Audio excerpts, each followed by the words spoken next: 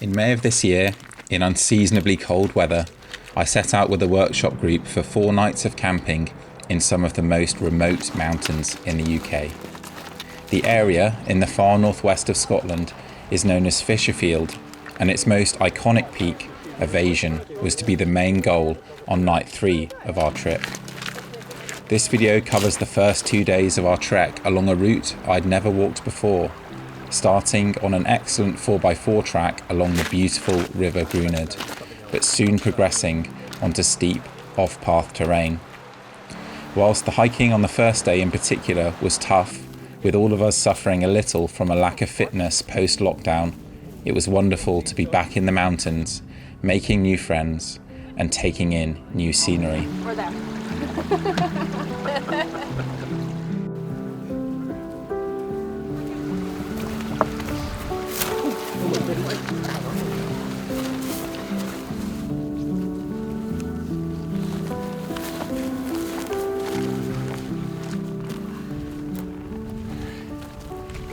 After a few breaks, a final, tired ascent took us onto a mid-level ridge where the distant mountains ahead of us gave a sense of how far we would be travelling in the coming days. As glimpses of sunlight finally broke through the cloud, we made our way on a little further to our planned camp spot to set up the tents and explore our surroundings.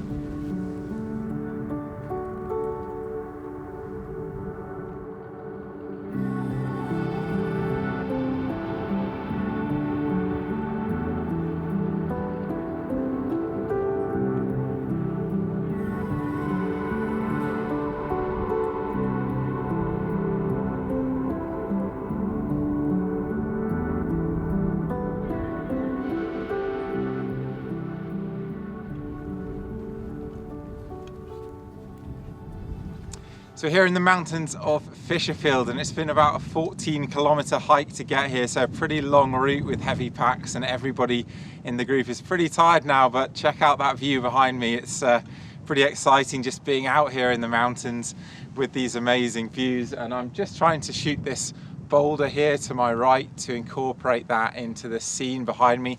It's a bit dominant, you can probably see that on the video. It's fairly substantial compared to the view behind, but still I think it's such a fascinating boulder that the image is going to become more about that rock. But I actually can't quite get the position I want to with the camera on the tripod, which obviously it is now, so I'm actually shooting it handheld because I want to get the camera up and to the right from where you're seeing it now, just to reposition that boulder slightly relative to the Lochen in the background.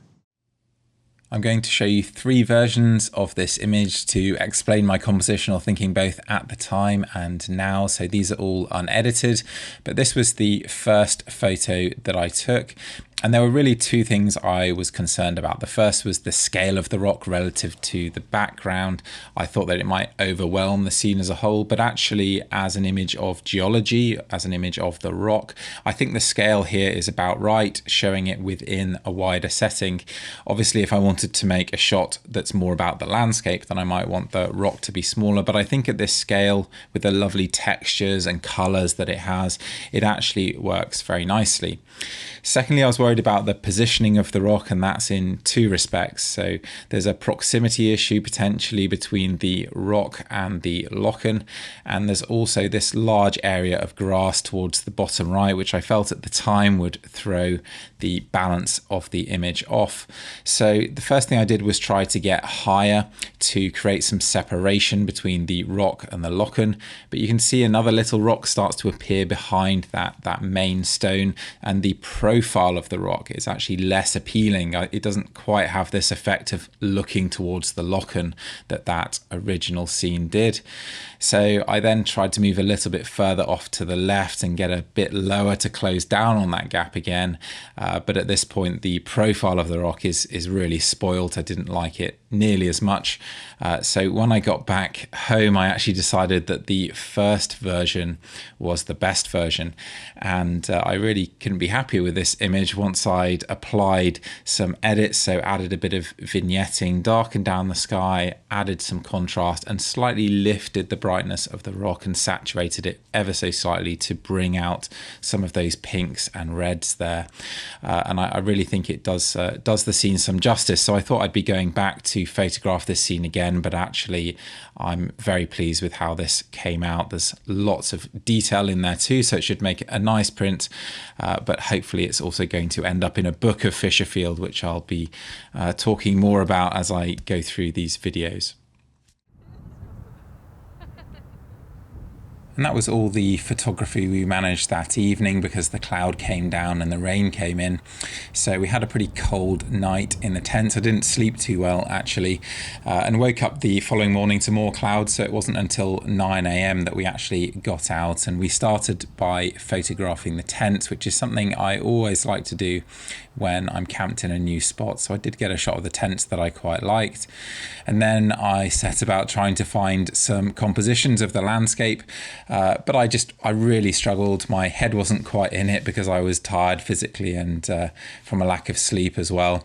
But also I was just out of practice. I think it was something like 6 months I'd gone without photography. I hadn't done any during lockdown, so very rusty. I did at least manage one shot that I thought did a decent job of illustrating the wider view, but it doesn't work too brilliantly.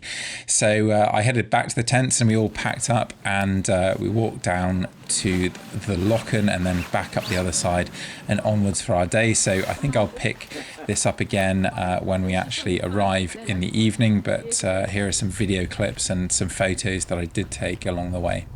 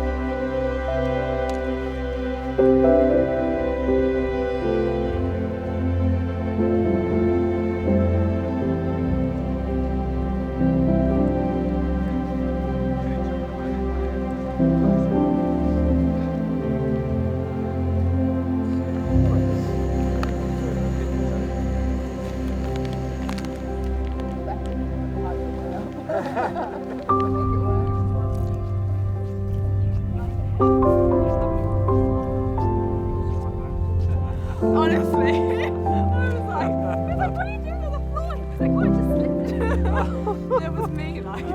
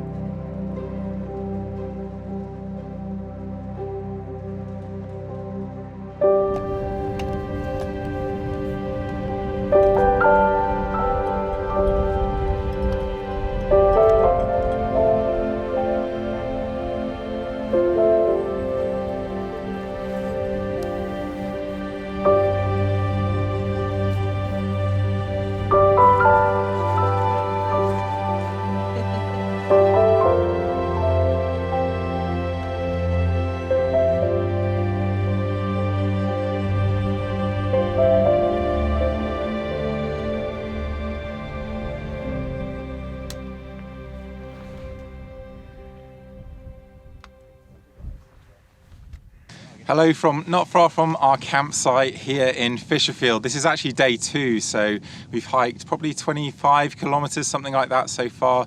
Most of that yesterday, so yesterday was very tiring. And actually this is the first time I've really had the enthusiasm to vlog, aside from a very brief attempt yesterday, because I'm tired too. We've had lockdowns. I don't know what lockdown number we're on in the UK, but it certainly affected my fitness. But I'm just really glad to be out here and with this spectacular view of these two Munros. So on the right is Ruastackmore, and a bit closer to me is Evasion. So they're two really fantastic mountains, and they've got this lovely lock in the corrie between them. So I've actually had a look around the foreground here to see if I can make some sense of these rocks, and there's actually some nice grasses a bit further uphill, but I think the view here is so good that I'm actually just going to keep it simple because I'm tired, and I'd actually just like to keep a simplified view of what is an amazing scene. I don't need to drag a foreground in here to make a nice shot. So I'm going to show you guys how to shoot a panorama, a high resolution panorama. We're going to do that with a telephoto lens, and that's the goal for this evening. The light we have at the moment isn't exactly perfect, but I'm hoping it's going to improve, and that is going to give us some time to get the technique right. So if you're a beginner, the first thing I'd say is you can always shoot a panorama as a single frame and crop. And starting there is definitely a good approach to take, because if any of your frames in your series, if you're shooting a panorama, go wrong, then you've lost your shot. So it can actually be a lot easier and more reliable to just shoot a wide frame like this and then crop in. And have a think about where your frame edges are going to be even before you've put a telephoto on your camera if you are going to shoot a high resolution panorama, because you want to get a sense for exactly how the shot is going to compose, and that makes a lot more sense when you're looking at the wide view like this, or maybe framing up with your hands, because sometimes I will literally bring my hands in like this in front of my eyes to try to figure out exactly how a shot is going to frame. But of course for you guys, I can show you how I would frame this digitally. So I'd actually lose something from the left and the right. I don't quite need that lock on the left, that smaller lock, so I might crop that out. But when I shoot my panorama, I'm going to overshoot, and that's another tip. Always overswing your panoramas so that you can crop in, because you can never crop out. So that's the scene we're going to shoot, and now I'm going to pop on my telephoto lens. Unfortunately, I had some audio issues, so that is where the panorama tutorial ends, at least temporarily, because the very next day on Evasion, which is the mountain you see at the back there, I did manage to re-record the video in utterly spectacular lighting. So please do stay tuned for that second part, which I should put up next week. But this evening was actually really quite good as well, and a lot better ultimately than I expected. So you can see here I've got the Canon R5 set up in portrait mode on an L bracket, and here I'm just going to swing the camera around through the full range of motion to make sure that I'm not clipping any highlights. That's how I know that my manual exposure is correct. So that's part of my process at least, and this was the result. So I think it was 7 vertical frames, and the resolution of this image is absolutely absurd, as you can see from this 100% crop here, and this is in 4K as well, so if you're watching it on a 1080p screen, then there's even more detail than you can see. But the lighting, whilst it wasn't completely spectacular, was obviously really quite dramatic. So I was very pleased with this rendering of the scene. I felt it was job done, and when the light started to fade, we all went back to the tents, which was only a couple hundred meters away, to just relax and have a bit more of a chat.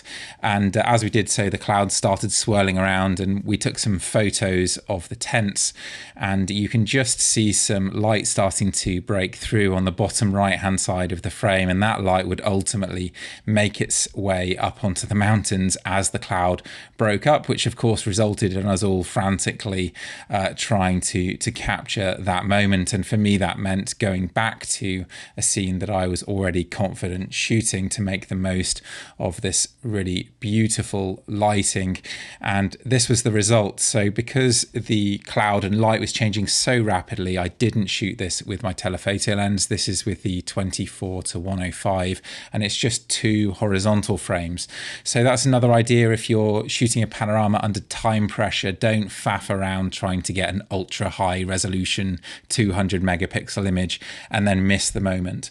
It's much better to just shoot 1 or 2 frames and make sure that the timing is right, because although this image doesn't quite have the resolution of that first frame. It's certainly the light there certainly is the icing on the cake. That red light striking the red Torridonian sandstone really lights up that hill of Ruastach Moor. That's the pyramidal peak there, which actually means big red hill in Gaelic. So that was a really fantastic way to finish the evening, and actually I shot many more images than this, but I will be keeping those back because as part of this book project I do want to keep a lot of images effectively secret. So that's the end of this video, but do stay tuned for that second video. Keep your eyes open for my workshops. If you're interested in an adventure in this area, I will be going back next year in the same kind of time. I'm also going back this autumn, and yeah, I'm hoping to do more and more Scotland trips actually, as opposed to doing too much international stuff. And if you enjoyed this video, then please do subscribe to the channel. It is growing. We recently passed 4,000 subscribers, so thank you to all of those of you who have subscribed, and I'll see you next week.